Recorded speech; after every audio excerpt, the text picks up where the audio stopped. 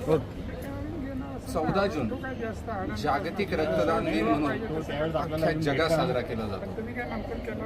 रक्ताची गरज जेव्हा माणसाला पडते तेव्हाच रक्तदानाचं महत्त्व माणसाला समजत असतं। आणि एक लक्षात ठेवणं गरजेचं आहे, आजचा रक्तदाता आजचा ब्लड डोनर हा उद्याचा रक्त घेणारा सुद्धा असू शकतो।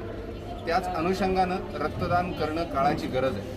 रक्तदान कोण करू शकतं तर 18 ते 65 वर्षाच्या वयामधला कुठलाही माणूस, कुठलीही व्यक्ती, स्त्री पुरुष असा लिंगभेद नाही, कुठलीही व्यक्ती अतिशय चांगल्या पद्धतीने रक्तदान करू शकते।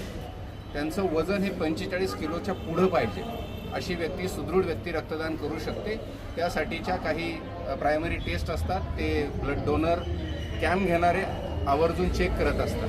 तर असे अनेक रक्तदानाचे कॅम्प जागोजागी घेणं काळाची गरज आहे, कारण वाढतं औद्योगिकरण, वाढते रस्ते अपघात आणि इतर कारणांमुळं किंवा थॅलेसेमियासारखा एखादा दुर्धर आजार असेल त्यासाठी सुद्धा रक्ताचा प्रचंड तुटवडा सगळ्या जगात आहे आणि त्यासाठी रक्तदान केलं पाहिजे आणि अनेक जीव वाचवले पाहिजे।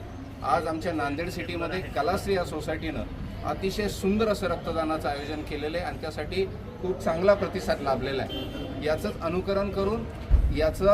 अनुकरण करून अनेक माणसांनी असं आयोजन करावं आणि त्याला 14 जून जागतिक रक्त दिनाचंच औचित्य पाहिजे असं काही नाही, कारण अपघात सांगून होत नाही, रक्ताची गरज सांगून निर्माण होत नसते, तर रक्त हे कायम अवेलेबल असावं लागतं।